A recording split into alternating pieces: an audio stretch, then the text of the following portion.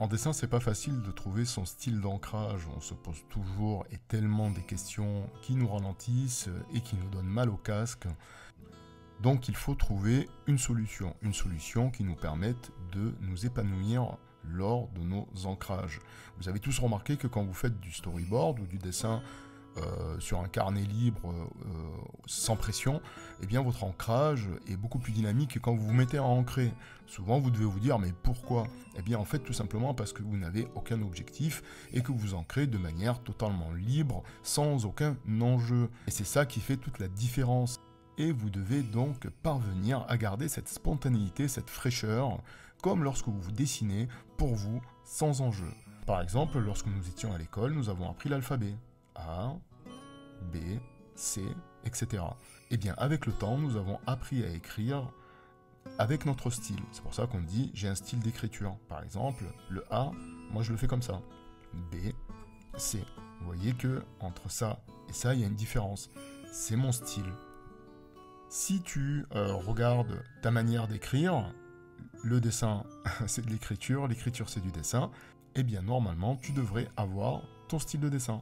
Moi je vais te donner 3 clés, 3 alphabets, 3 styles d'ancrage qui vont te permettre peut-être de te poser les bonnes questions et de pouvoir ancrer convenablement.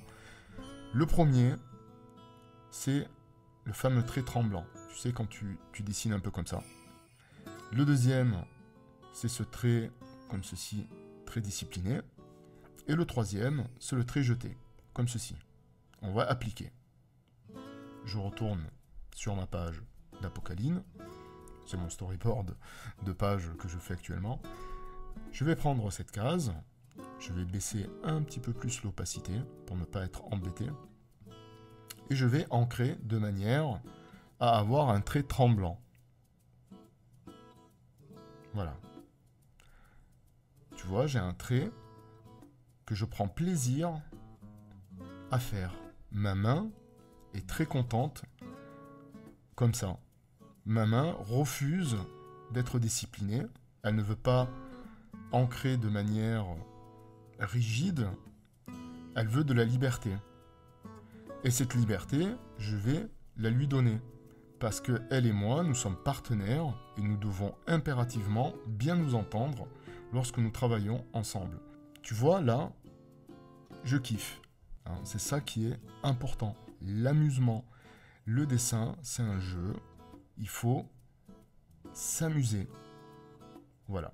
Donc je pense que vous avez compris l'exemple pour le trait tremblant. Maintenant, je vais vous montrer un autre type de trait, un trait un peu plus discipliné, c'est celui que tout le monde pratique ou tout le monde a tendance à pratiquer de manière automatique.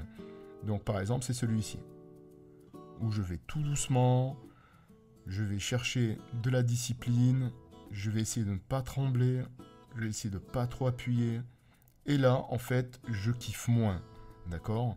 Parce que même si je sais le faire, parce que je suis professionnel et discipliné, ce n'est pas pour ce type de trait que moi je suis fait. Je sais le faire, parce que je sais prendre sur moi, et que peut-être des fois, l'histoire ou le dessin demande à avoir ce style d'ancrage, mais encore une fois, c'est pas ma came.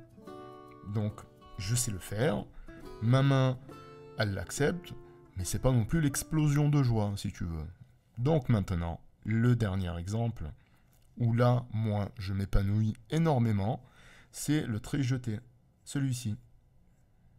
Parce que ce trait correspond à mon style d'écriture, et que mon écriture, personnellement, eh bien, ressemble à ça. Et je dessine comme ça. Donc je jette mes traits. Maintenant que tu sais ça, tu vas toi aussi pouvoir identifier quel style de trait te correspond. Une fois que tu auras retrouvé le style de trait qui te correspond, sans te rendre fou, c'est pas le but. Le but, encore une fois, c'est de s'amuser. Eh bien, une fois que tu l'auras trouvé, tu vas pouvoir, théoriquement, te sentir beaucoup plus soulagé. Il ne faut pas oublier que tu as le droit de dessiner selon tes goûts. Une fois que tu auras identifié ton trait, tu vas pouvoir t'épanouir dans ton ancrage. Voilà.